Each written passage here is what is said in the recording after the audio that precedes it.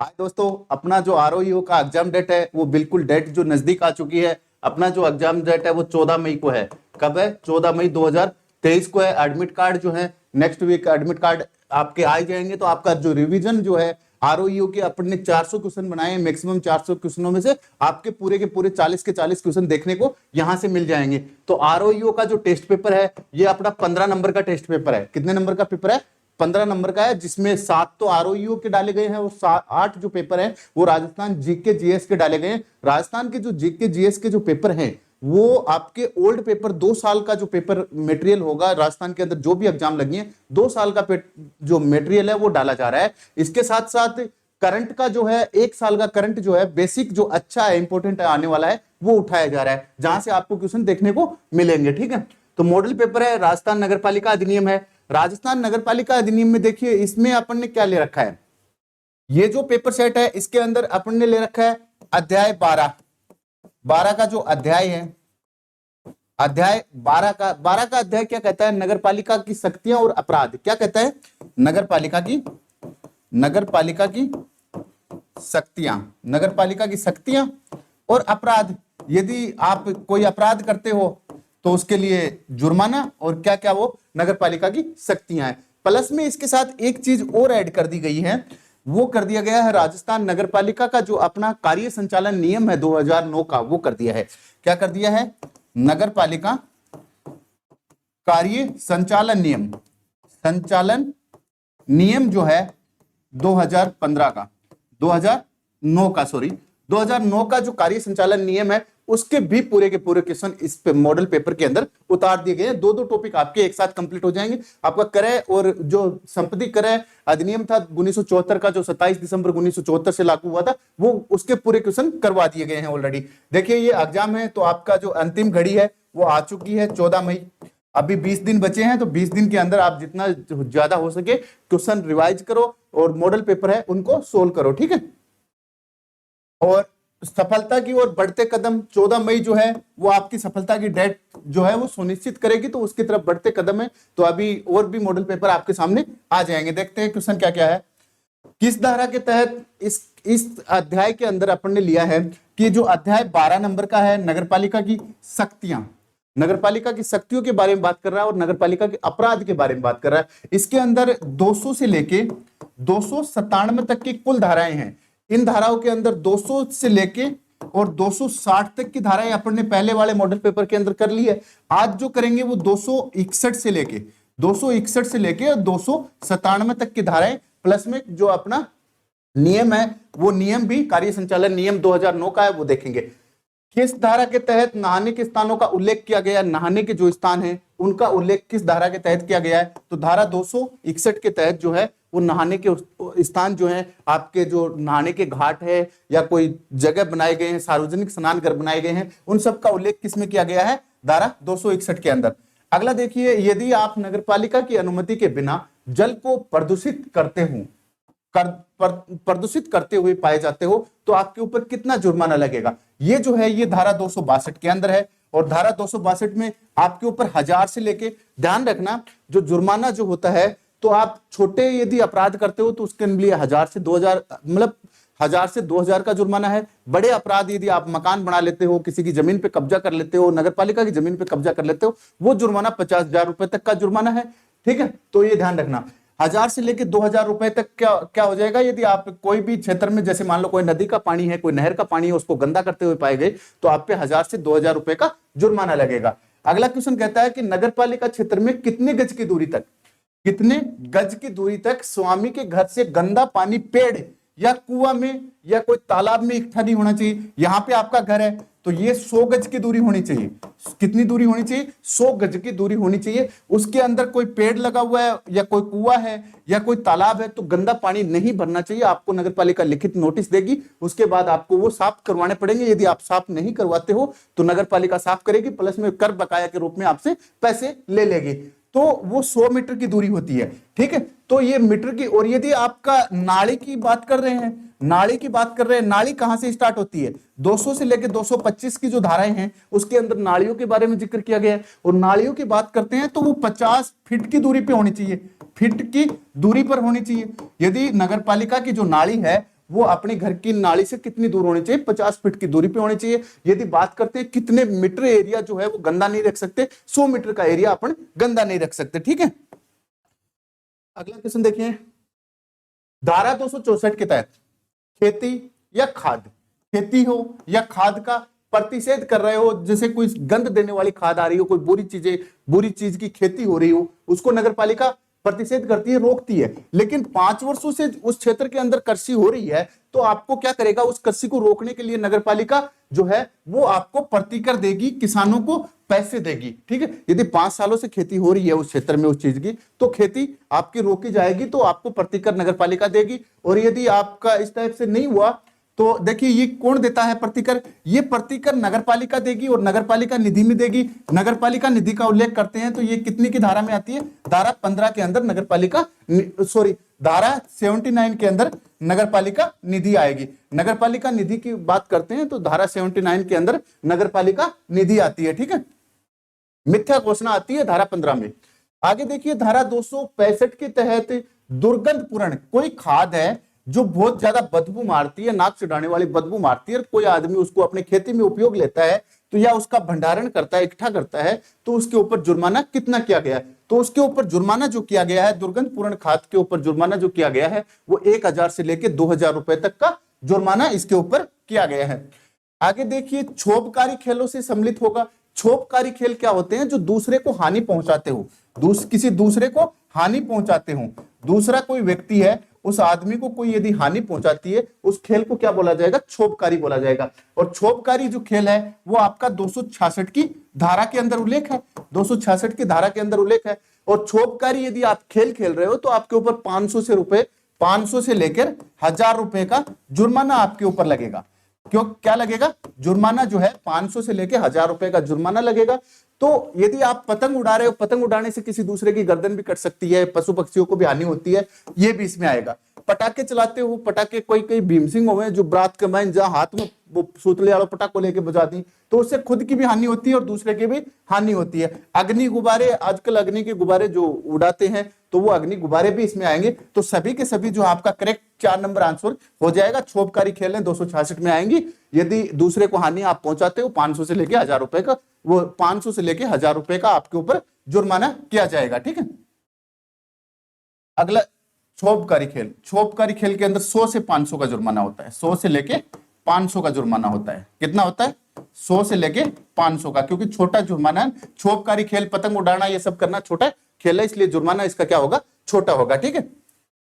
आगे देखिए, नगर पालिका क्षेत्र में लगे नोटिस विज्ञापन को कोई व्यक्ति पाड़ता है। नगर पालिका क्षेत्र में कोई नोटिस या विज्ञापन लगा हुआ है और उसको कोई व्यक्ति पाड़ता है या सार्वजनिक स्थान पे मलमूत्र विसर्जन करता है। कोई आदमी सार्वजनिक स्थान पर मलमूत्र विसर्जन करता है या फिर सार्वजनिक जो नगर पालिका का कोई एडवर्टाइजमेंट लगा होता है उसको कोई आदमी यदि पाड़ता है तो उसके ऊपर जुर्माना कितना, क्योंकि इसमें जुर्माना क्यों पड़ रहे हैं, जुर्माना इसलिए पड़ रहे हैं क्योंकि इसमें सख्तियां और अपराध की बात की गई है। तो अपराध करोगे तो आपके ऊपर जुर्माना करने की नगरपालिका की सख्तियां है। और अपना ये जो चैनल है आपको अच्छा लगे तो इसको शेयर, लाइक और सब्सक्राइब किया करो, ज्यादा से ज्यादा फॉरवर्ड किया करो, ठीक है।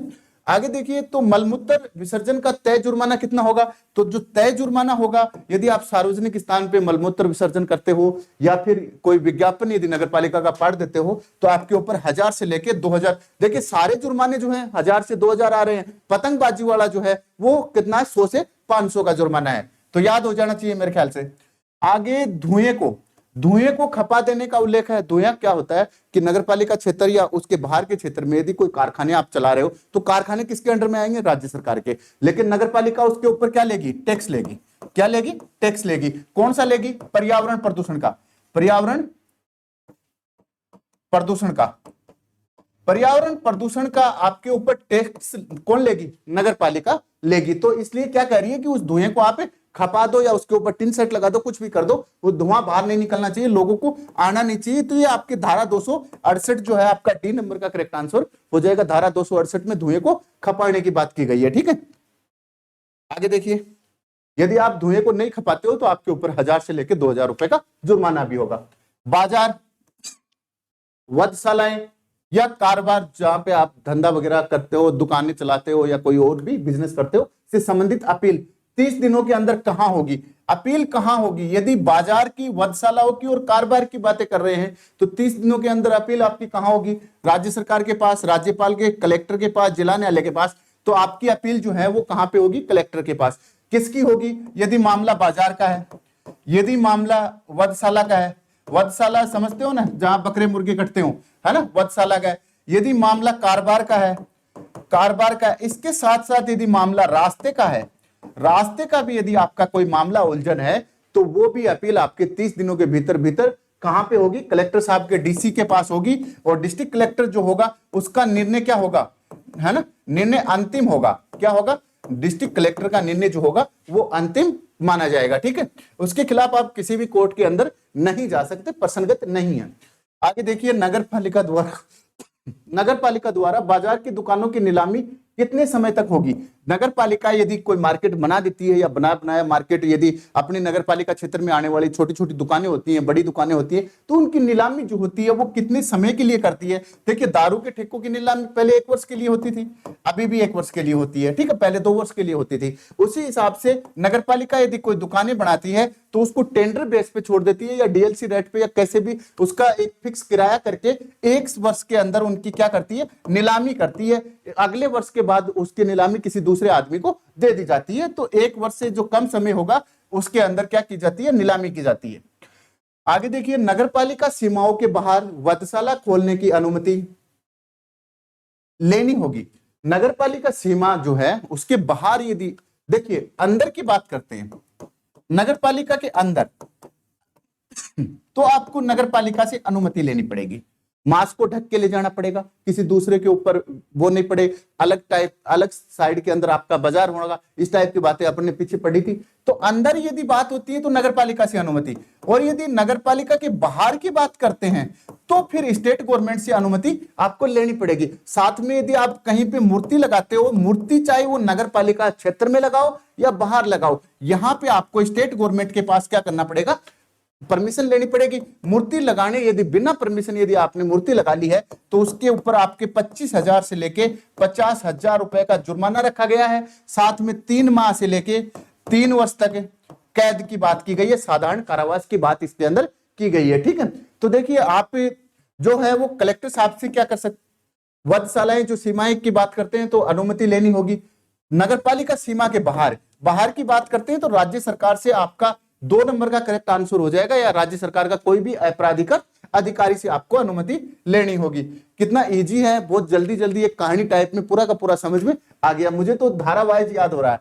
आगे देखिए, धारा 273 के तहत नगरपालिका खतरनाक रोगों को रोकने की, खतरनाक रोग जो है उनको रोकने की शक्ति का प्रयोग करती है, क्योंकि वो रोकता है, किसी आदमी के अंदर फैल जाती है तो उसको एक जगह रोक दिया जाता है कि भाई आप सार्वजनिक स्थानों पे या कोई होटल वगैरह है उसके अंदर आप मत जाइए, बाजार के अंदर आप मत जाइए, किसी को खाना बना के आप मत दे दिए, कोई डिब्बा बंद पैकिंग का सामान है तो वो भी आप बना के मत दे दीजिए। तो इस टाइप से खतरनाक रोग हैं। तो इस खतरनाक रोग के अंदर ये इंपॉर्टेंट क्वेश्चन लगा लेना, ये एक क्वेश्चन तो इस टाइप का छपेगा। देखिए, हैजा है, प्लेग है और चेचक है। प्लेग का तो आपने इतिहास जानते ही हो कि पहला जो कांग्रेस का अधिवेशन होना कहा था, प्लेग की वजह से हुआ कहां पे? ठीक है, तो हैजा, प्लेग और चेचक की बात करते हैं। डिप्थीरिया और 6 रोग हैं, इसमें आते हैं कुष्ठ रोग है, इन्फ्लुएंजा, पोलियो इसके अंदर आते हैं। सभी के सभी जो है ये नाम आपको रट के रखने हैं। हैजा है, प्लेग है, चेचक है, डिप्थीरिया है, 6 रोग है, कुष्ठ रोग है, इन्फ्लुएंजा और पोलियो ये नाम है। इसके अंदर कोई नया डाल दिया, मलेरिया डाल दिया, इसमें मान लो मलेरिया डाल दिया तो मलेरिया क्या हो जाएगा? आपका खतरनाक रोग के अंदर नहीं आएगा। आपका क्वेश्चन यहीं से एक बन जाता है। आगे देखिए, कब्रिस्तानों और शमशानों के संबंध में सख्ती के तहत अपील होगी।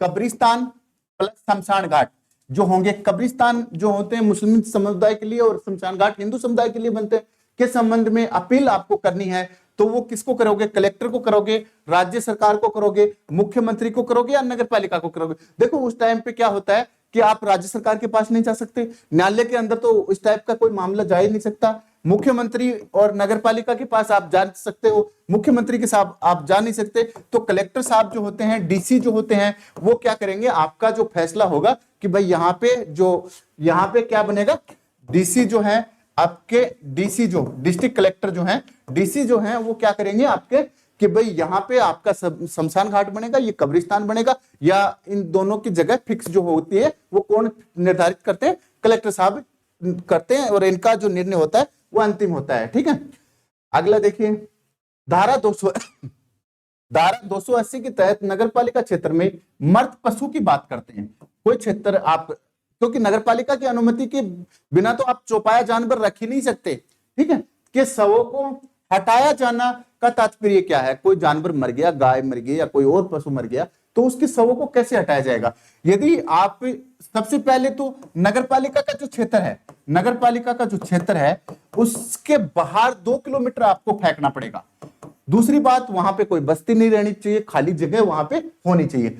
पशु मृत्यु की सूचना जो है, यदि आप घर में पाल रखा है तो उसकी सूचना आप तुरंत नगरपालिका अधिकारी को आपको देना पड़ेगा, नगरपालिका को। नहीं तो इसके ऊपर 1000 से लेके, जो है देखिए जुर्माना कितना आ रहा है, 1000 से 2000 आ रहा है सभी चीजों पे। बस एक पतंगबाजी की बात कर रहे हैं, खेलों की बात कर रहे हैं, उसके ऊपर 100 से लेके 500 का जुर्माना आया है। तो ये सभी का सभी जो है आपका 4 नंबर का जो है करेक्ट आंसर हो जाएगा।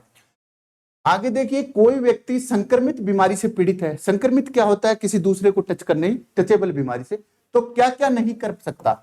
तो वो आदमी यदि कोई औषधि बनाता है, कोई पेय पदार्थ बनाता है, तो गन्ने को जूस काट के अपन कौन दे सके? क्योंकि बैक आतों आपने भी लाग जागो, जिस टाइप से कोविड आया था, कोविड-19 आया था, उस हिसाब से क्या होगा, वो अपने में भी हो जाएगा। तो कोई औषधि बनाएंगे तो वो भी नहीं बना सकते, कोई पेय पदार्थ, कोई डिब्बाबंद पदार्थ, कोई खाने की सामग्री, कोई पीने का सामान, कुछ नहीं बना सकते। खाने का सामान भी नहीं बनाता, कपड़े नहीं धो सकता, कपड़े धोएंगे तो भी अपने अंदर कोरोना के क्या आ जाएंगे, आ जाएगा ना। तो सभी के सभी जो है आप 4 नंबर जो है, संक्रमित बीमारी से कोई व्यक्ति यदि पीड़ित है तो वो क्या क्या नहीं कर सकता? वो डिब्बाबंद सामान नहीं बना सकता, खाने पीने का सामान नहीं बना सकता। दूसरी बात, उसको जाने की कहां अनुमति है? वो घर के अंदर रहेगा, एक जगह रहेगा। दूसरी बात, उसकी जो खैर खबर है, डॉक्टर वगैरह इन सबको होनी चाहिए। तीसरी बात, वो जो लोग संक्रमित है उसको बाहर नहीं जाना चाहिए, होटल में नहीं जाना चाहिए, सार्वजनिक स्थान पे नहीं जाना चाहिए, स्नान घाट पे उसको नहीं जाना चाहिए। ठीक है, आगे देखिए, यदि कोई व्यक्ति नगरपालिका क्षेत्र में तेल उबालने का काम करता है, तेल उबालते हैं दुर्गंध आती है, चर्बी उबालते हैं दुर्गंध आती है, गंधक उबालते हैं दुर्गंध आती है, पिघालने का काम करते हैं, तो नगरपालिका विनिमय कर सकेगी। उसके बारे में क्या विनिमय कर सकेगी? उसके ऊपर जुर्माना, क्योंकि ये ज्यादा बड़ी दुर्गंध हो गई तो जुर्माना कितना लगा देगी? उसके ऊपर 2 से लेके 5000 रुपए तक का जुर्माना लगा देगी।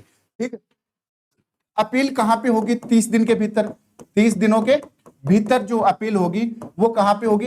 कलेक्टर साहब को होगी। तेल उबालने की, चर्बी की, गंधक की जो अपील होगी, केवल एक सत्य है, दोनों आपका जो 4 नंबर का है इसके अंदर अपील जो होगी 30 दिनों के भीतर कलेक्टर साहब को होगी। 2 से लेके 5000 रुपए। यदि आप चर्बी उबालते हो तो बहुत ज्यादा दुर्गंध आती है, यदि आप तेल उबालते हो तो बहुत ज्यादा दुर्गंध आती है, गंधक उबालते हो तो बहुत ज्यादा दुर्गंध आती है। तो इसका जुर्माना थोड़ा बढ़ा दिया गया है। कितना कर दिया? 2 से लेके 5000 रुपए तक जुर्माना कर दिया, और अपील जो होगी वो कलेक्टर साहब के यहां होगी।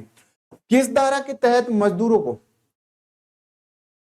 किस धारा के तहत मजदूरों को बुलाने व उनकी छुट्टी के समय सायरन बजाना होता है? सायरन बजाना जो होगा, सायरन के लिए क्या बोला गया है कि आप यदि सायरन बजाते हो तो आपको, मजदूरों की जो छुट्टी करते हो तो छुट्टी के टाइम पे आपको सायरन बजाना है।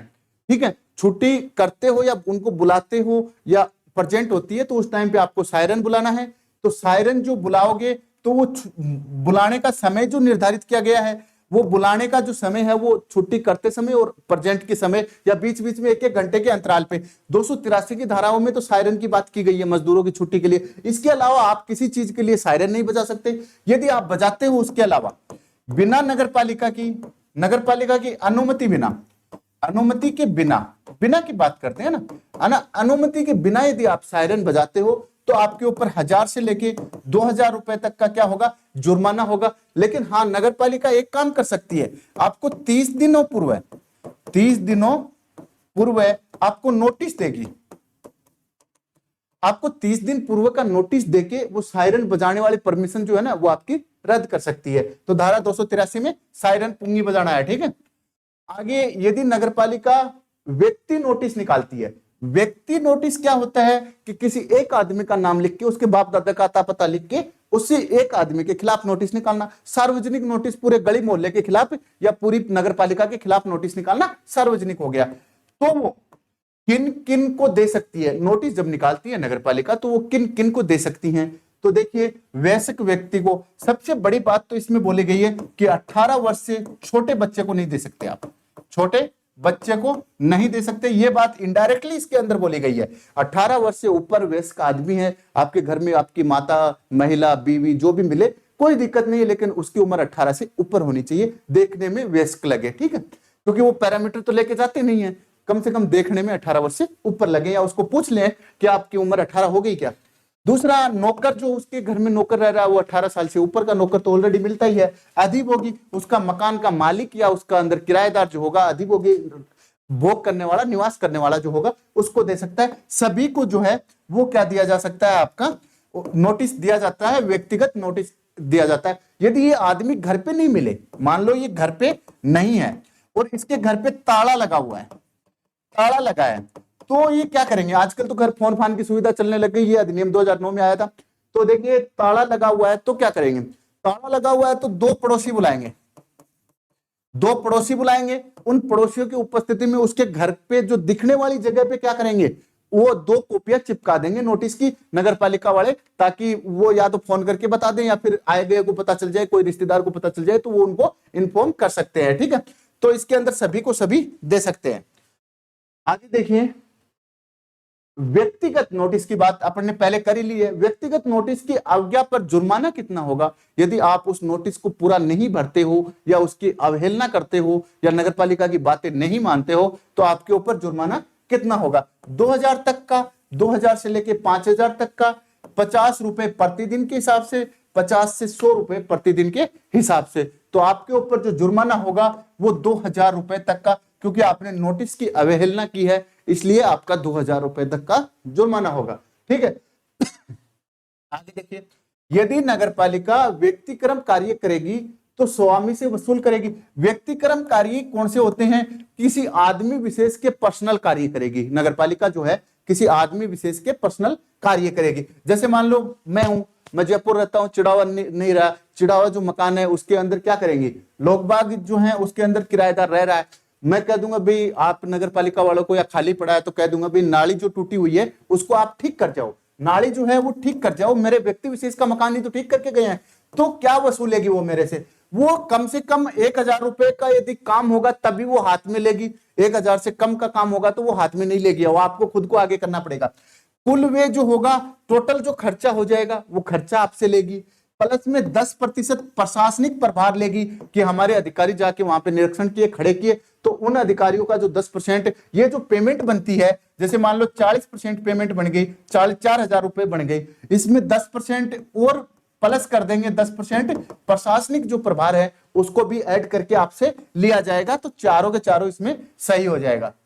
अगला देखिए, कोई व्यक्ति नगर पालिका की संविदा या व्यक्तियों के कार्यों में बाधा डालता है। कई आदमी आगे खाजो है कि वो है कि नगर पालिका वाला या सरकारी आदमी काम करन ना आवे, कई बार बिजली वाला आवे तो बन के साथ भी पजाई करना, लठ बजाना करना। उसी प्रकार से यदि कोई संविदा कर रखी है, कोई हॉस्पिटल बनाने का काम कर रहा है, उस आदमी के साथ भी खई कर लेते हैं। कई आदमी जो है वो क्या करते हैं, संविदा करने वाले और या फिर कोई व्यक्ति आता है नगर पालिका का काम करने वाले, उनके साथ क्या कर लेते हैं, खई कर लेते हैं, तो उसमें बाधा डालते हैं। तो जुर्माना क्या होगा, तो इसका जुर्माना क्या रखा गया है, 2 से लेके 5000, 5 से लेके 10,000, 5 से लेके 15,000 और 10,000 तक का। तो इसके अंदर जो जुर्माना रखा गया है, क्यों खई करनी है कि तो 2000 की तो लग गई है, कमो कम है ना, तो 2 से लेके 5000 जो है आपका जुर्माना लगाया जाएगा यदि आपके नगर पालिका के किसी आदमी ने संविदा कर रखी है, उसको कार्य करने से बाधा पहुंचा रहे हैं, या कोई नगर पालिका के आदमी को काम करने के लिए बाधा पहुंचा रहे हैं, तो उनके ऊपर जुर्माना जो लगेगा वो आपका लगेगा 2 से 5000 का जुर्माना लगेगा, 2 से लेके 5000 का जुर्माना उसके ऊपर लगाया जाएगा, ठीक है। आगे देखिए, नगर पालिका यदि किसी व्यक्ति के घर में प्रवेश करती है, सूर्योदय से लेकर सूर्यास्त तक प्रवेश करती है, तो अधिभोगी को उस घर में रहने वाला कब प्रवेश करेगी, ये या तो कोई नली नाली या निरीक्षण करने के लिए करेगी, या फिर आपने उसके जो टैक्स वगैरह कलेक्ट नहीं किया तो आपके जमीन जो है उसकी कुर्की करने के लिए, मकान की कुर्की करने के लिए करेगी। दो ही तरीके से प्रवेश करेगी, पहला निरीक्षण करने के लिए, तो इसमें बात आती है निरीक्षण की, है ना, निरीक्षण करने के लिए आती है। देखिए, नगरपालिका यदि किसी व्यक्ति के घर में प्रवेश करती है तो अधिभोगी को कितने समय पूर्व का नोटिस देकर प्रवेश करेगी। तो देखिए, वो प्रवेश करेगी तो आपको 24 घंटे पहले का दिया जाएगा। जैसे आपके कल आपके प्रवेश करने वाली है तो वो आज आपको नोटिस देंगे कि कल 10 बजे हम लोग क्या करेंगे, आपके घर में प्रवेश करेंगे। आपके नाली जो है, मल नाली, नाली जो है, सीवरेज लाइन जो है, या मकान का तरीका है, आपके जो शौचालय वगैरह है, उनको हम देखने के लिए आएंगे। ठीक है, तो 24 घंटे पहले आपको सूचना दी जाती है। ये तो हो गई आपकी निरीक्षण के लिए। दूसरी एक चीज और हमने पढ़ी थी इसी मतलब नियम के अंदर, अधिनियम के अंदर, कि भाई ये तो यदि आप कुर्की के लिए जाते हो, कुर्की का मतलब जब्ती के लिए, आपने टैक्स वगैरह जमा नहीं कराया तो आपकी कुर्की होगी जमीन, तो उस टाइम पे आपको जो समय दिया जाएगा वो आपको 24 घंटे का ही दिया जाएगा। प्लस में यदि महिला है घर में रहने वाली, तो उस महिला के मकान नाम है या महिला उसकी मालकिन है वही रहती है, तो उसको 3 घंटे क्या दिया जाएंगे, एक्स्ट्रा दिए जाएंगे। 3 घंटे उसको एक्स्ट्रा दिए जाएंगे। ठीक है, 24 घंटा आपका करेक्ट आंसर हो जाएगा। आगे आप भूमि अर्जन अधिनियम कब आया था, मैंने बार बार बताया है, ये क्वेश्चन टपकेगा, है ना। भूमि अर्जन अधिनियम जो है वो पाकिस्तान का और भारत का दोनों का साथ आया था, दोनों का साथ आया था। कब आया था, 1894 में। यदि आप कोई जमीन लग रही है नगरपालिका क्षेत्र में, उसको नगरपालिका अपने आप ले लेती है, उसको कमांड कर लेती है, तो उसको आपको डीएलसी रेट पे पैसे देगी, है ना। डीएलसी रेट पे पैसे लेगी, उस जगह को आप अधिग्रहण करने या अर्जन करने की बात करते हैं, तो वो 1894 का अधिनियम है। भारत और पाकिस्तान दोनों देशों में सेम चल रहा है। ठीक है, आगे देखिए, इस अधिनियम का बहुत बार जिक्र हुआ है, तो ये ध्यान रखना।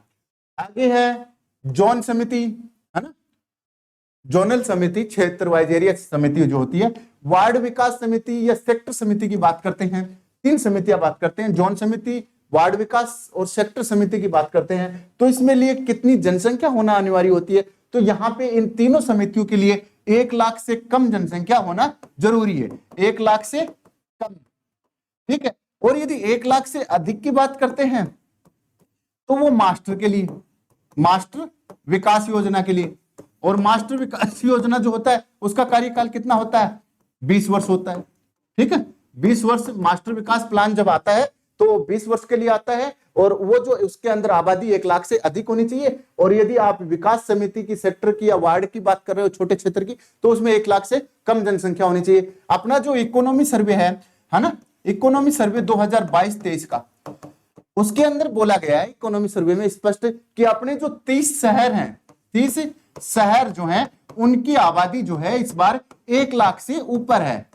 तो ये क्वेश्चन बहुत बार टपका दिया जाता है कि राजस्थान में कितने शहर हैं जिनकी आबादी 1 लाख से ऊपर है, तो वो 30 शहर है, ध्यान रखना, है ना।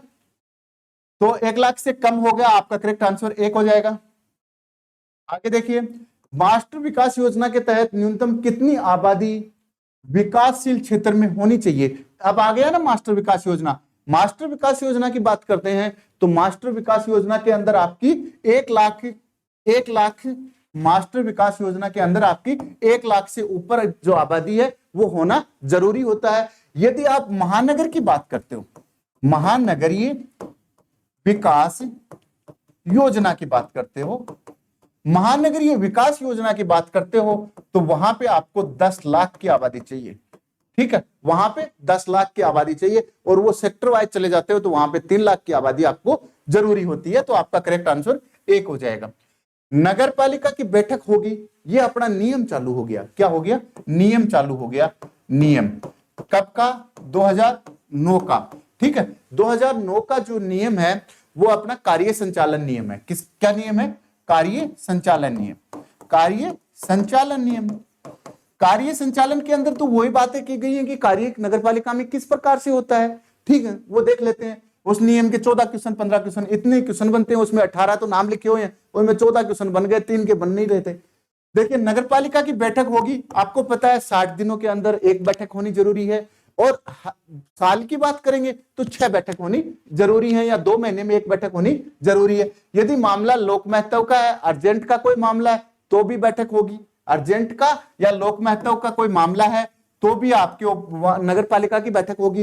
1/3 सदस्य यदि लिख के दे देते हैं, अनुमोदित कर देते हैं, अध्यक्ष को दे देते हैं, तो 7 दिनों के अंदर बैठक बुलानी होगी। यदि ये आदमी 7 दिनों में बैठक नहीं बुलाता, कौन, अध्यक्ष, अध्यक्ष यदि 7 दिनों में बैठक नहीं बुलाता तो 10 दिन वेट करता है। कौन? मुख्य नगरपालिका अधिकारी 10 दिन वेट करता है और फिर खुद बैठक बुलाता है मुख्य नगरपालिका अधिकारी। तो सभी जो है 3 प्रकार से बैठकों का प्रावधान किया गया है। 1 वर्ष जो है उसके अंदर 6 बैठकें होंगी, 2 महीने में 1 बैठक या 60 दिन में 1 बैठक होगी। अर्जेंट और लोक महत्व का यदि मामला है तो बैठक होगी, और यदि 1/3 सदस्य लिख के दे देते हैं उनके अनुमोदन से 7 दिन बाद में आपकी बैठक होगी। यदि 7 दिन तक अध्यक्ष बैठक नहीं बुला पाते तो 10 दिन में मुख्य नगरपालिका अधिकारी जो होते हैं वो बैठक बुलाते हैं। आगे है साधारण बैठक की सूचना कितने दिनों पूर्व देनी पड़ती है। यदि नगरपालिका की साधारण बैठक होती है तो उसकी सूचना जो होती है वो कितने दिन पहले देनी पड़ेगी, तो वो 6 दिन पहले दी जाती है। कितने दिन पहले दी जाती है? 6 दिन पहले दी जाती है। 48 घंटे का मतलब 2 दिन हो गया। 2 दिन पूर्व किसकी सूचना दी जाएगी? यदि कोई इमरजेंसी लाग गई, कोई तावड़ होगा, कोई अर्जेंट काम हो गया तो बैक लिखे हो जाएगी 2 दिन पहले अर्जेंट की दी जाएगी। और साधारण बैठक का जहां नाम आ जाता है तो 6 दिन पहले वहां पे सूचना देके आपकी बैठक होगी, अनिवार्य है। ठीक है, आगे देखिए, नगरपालिका सदस्य अध्यक्ष को प्रश्न पूछते हैं। सभी पूछते हैं, विधानसभा सदस्य अध्यक्ष को पूछते हैं, लोकसभा सदस्य अध्यक्ष को पूछते हैं, राज्यसभा सदस्य अध्यक्ष को पूछते हैं, सभापति को पूछते हैं। वो प्रश्न पूछते हैं तो उनका उत्तर लिखित तौर पर अध्यक्ष कब देंगे, उनका कितने दिन में आपको देना पड़ेगा, वो पाबंद नहीं है। 15 दिनों में वो लिखित तौर पे देंगे उनका जवाब। लेकिन यदि वो नहीं दे पा रहे 15 दिनों के अंदर तो नेक्स्ट जो बैठक होगी, है ना, नेक्स्ट बैठक होगी, उस नेक्स्ट जो बैठक होगी उसमें आपको मौखिक देना पड़ेगा। क्या देना पड़ेगा? मौखिक देना पड़ेगा। उस टाइम पे आपको, यदि 15 दिन में आप लिख के क्वेश्चनों के आंसर दे रहे हो तो बहुत अच्छी बात है। नहीं दे पा रहे तो आपको अगली जो बैठक होगी, नेक्स्ट जो भी बैठक होगी उसमें आपको मौखिक उसका जवाब देना ही पड़ेगा। ठीक है, आगे देखिए, नगरपालिका बैठक की गणपूर्ति कोरम कितना होता है, गणपूर्ति कितनी होती है समझी जाएगी।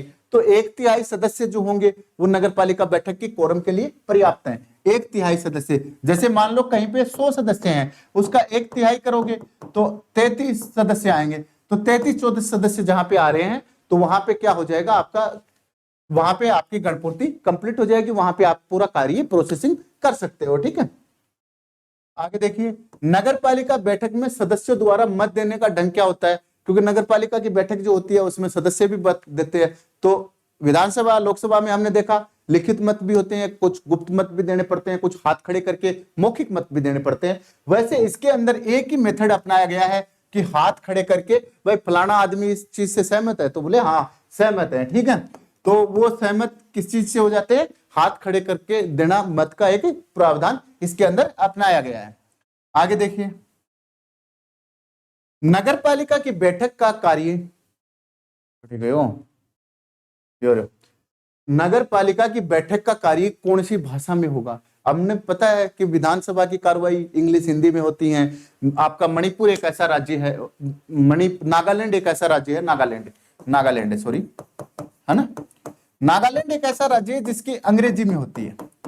ठीक है, अंग्रेजी के अंदर पूरी विधानसभा जो लेजिस्लेटिव असेंबली जो होती है ना, उसकी लेजिस्लेटिव असेंबली की पूरी कार्रवाई किसमें होती है? अंग्रेजी में होती है। बाकी सभी जगह हिंदी और इंग्लिश दोनों में होती है। ठीक है, तो यदि नगरपालिका की बात करते हैं राजस्थान में तो उसकी किस में होगी? उसकी हिंदी भाषा के अंदर आपकी क्या हो जाएगी, कौन सी भाषा इसके अंदर काम में ली जाएगी? हिंदी भाषा में आपके पूरे पेपर छप के आएंगे। ठीक है, पेपर एग्जाम पेपर नहीं, जो इसके अंदर काम में लेने वाले पूरे नोटिस जो होते हैं वो छप के आएंगे।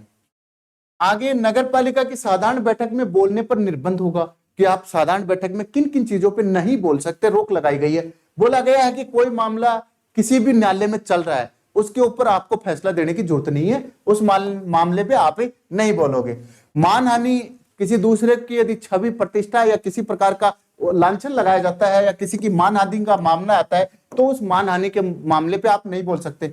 नगरपालिका कार्य में बाधा डालने वाली चीजों पे भी आपको नहीं बोलना है, ईमानदारी से काम करना है। प्रस्ताव पर एक बार से ज्यादा भी नहीं बोलना है। कोई भी प्रस्ताव पे एक आदमी खड़ा होकर बोल दिया ना एक बार, तो उसको फिर बार बार रिपीट नहीं करना, ज्यादा नहीं बोलना, एक बार ही बोलना है। विधानसभा संसद की कार्यवाही पर, है ना, तो विधानसभा और संसद की जो कार्रवाई होंगी, विधानसभा और संसद में जो कार्रवाई चल रही है वो आपको नहीं गानी है, वो वहां चल रही है वहां गाने दो आपको तो नगरपालिका का ही काम करना है।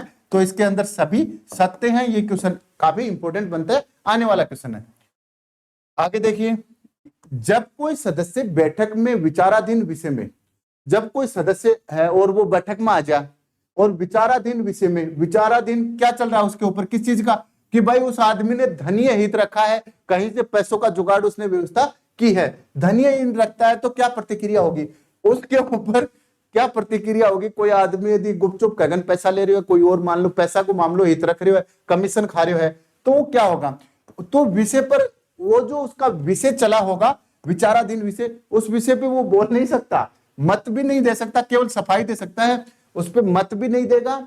विचारार्थ जो विषय जो होगा उसके अंदर आप भाग भी नहीं ले सकते, आपको भाग भी दूरी बने फेंक दिया जाए है। तो दोनों का दोनों आपका करेक्ट आंसर 4 हो जाएगा। विचाराधीन विषय जो होता है उस पर मत नहीं दे सकते, उस कार्रवाई में आप भाग नहीं ले सकते। आगे देखिए, यदि पीठासीन अधिकारी यह समझे कि कोई प्रस्ताव यदि पीठासीन अधिकारी यह समझे कि कोई प्रस्ताव लोकसभा का नहीं, लोक महत्व का है, लोक महत्व का या लोक सेवा बोल सकते हो इसको, लोक सेवा का है या लोक महत्व का यदि कोई मामला है ना। देखिए, यदि पीठासीन अधिकारी ये समझे कि कोई प्रस्ताव लोक महत्व, लोक सेवा का है, महत्व है, और उसे कार्य सूची में शामिल नहीं किया गया है, कि उस टाइम पे लिस्ट बनाते टाइम पे ध्यान नहीं दिया गया, तो आप कितने सदस्यों की सहमति से उस कार्य को शामिल कर सकते हो। तो गणपूर्ति हमने देखी थी, गणपूर्ति कितने की देखी थी, हमने देखी थी 1/3 सदस्य की, ठीक है। इसका जो आप कितने सदस्य की सहमति ले सकते हो, तो आप 3/4 जो सदस्य हैं, 3/4 जो सदस्य हैं, 75% जो सदस्य हैं आपके, उनकी क्या कर सकते हो, वो जो लिख के दे देते हैं, तो लोक महत्व के मामले को आपकी जो बैठक होगी उसके अंदर, प्रस्ताव के अंदर आप रख सकते हो, ठीक है। आगे देखिए, नगरपालिका की कार्रवाइयों और अभिलेख की अभिरक्षा कौन करता है। नगरपालिका की जो भी कार्रवाई होंगी उनका रिकॉर्ड बना के राज्य सरकार को कौन भेजेगा। दूसरा, अभिलेख खुद में अपने आप में रिकॉर्ड होता है, उनकी रक्षा कौन करता है, उनको बचा के कौन रखता है, तो उसको रखता है मुख्य नगरपालिका अधिकारी। कौन रखेगा, मुख्य नगरपालिका अधिकारी जो होते हैं वो रखते हैं, ठीक है। आप लोग भी मुख्य नगरपालिका अधिकारी बनने वाले हैं। पीठासीन अधिकारी, पीठासीन अधिकारी कौन होंगे। देखिए, ये अधिकारी नहीं होते, अधिकारी गवर्नमेंट सर्वेंट होता है, और ये क्या होते हैं, ये इलेक्टेड होते हैं, तो इनको प्राधिकारी बोला जाएगा। क्या बोला जाएगा, प्राधिकारी। पीठासीन प्राधिकारी हो सकते हैं कौन कौन हो सकते हैं, अध्यक्ष यदि उपस्थित है ना, उपस्थित है, तो अध्यक्ष पीठासीन अधिकारी होगा ही। इसको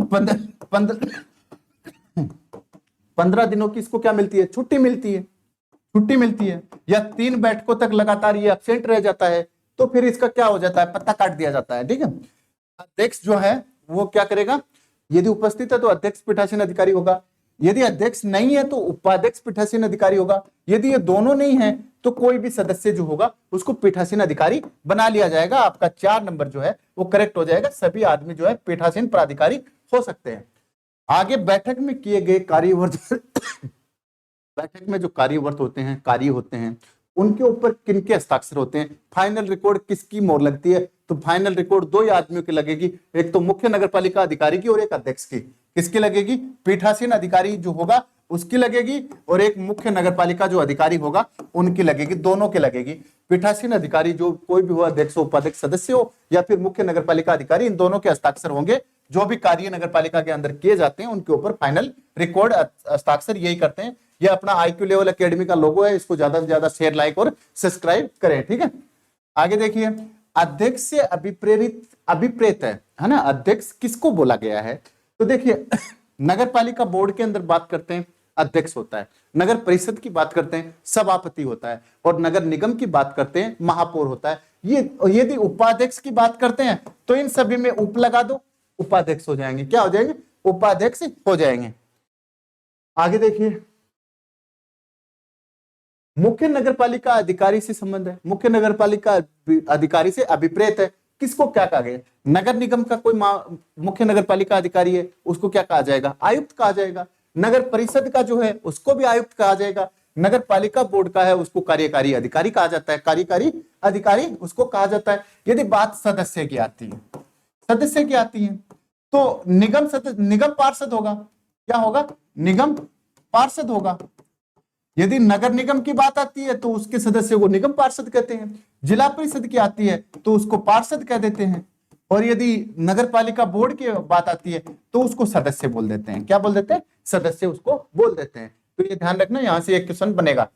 आगे कॉम्प्लेक्स की बात कर रहे हैं। कॉम्प्लेक्स होगा, कॉम्प्लेक्स किसको बोला गया है? कॉम्प्लेक्स, कॉम्प्लेक्स बोला गया है कि जो वाणिज्य इकाइयां, जो कोई बिल्डिंग है वह अंदर 25 से ज्यादा दुकान बन रही है या 25 टाइप के मकान बन रहे हैं, वन बोले वाणिज्य दुकान, काम धंधो चलाने के लिए, तो उसको क्या बोला जाएगा? जिसमें वाणिज्य इकाइयां 25 से ज्यादा हों।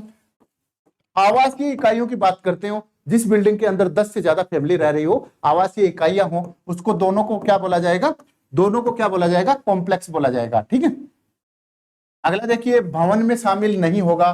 भवन में शामिल नहीं होगा, काफी इंपॉर्टेंट क्वेश्चन पेपर है आपका, यहां से 5 या 4 क्वेश्चन आने की संभावना है। भवन में शामिल नहीं होगा, क्या क्या शामिल नहीं होगा?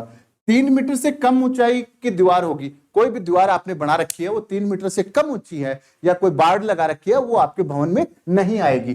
तंबू यदि आपने बना रखा है, कहीं पे तंबू लगा रखा है, तो वो आपके भवन में काउंट नहीं होगा। तिरपाल की बात करते हैं, तिरपाल यदि आपने लगा रखा है वो भवन में काउंट नहीं होगा। सामियाना की बात करते हैं तो भाई सामियाना तो घोड़ी चढ़ते हैं तब लगते हैं। ठीक है, ये घर बसाने के काम में आता है, ये भवन में नहीं आता, ये भवन बसाने के काम में आता है। ठीक है, तो सभी के सभी जो हैं वो आपके भवन के अंदर शामिल नहीं होगी। ठीक है दोस्तों, बाय, धन्यवाद।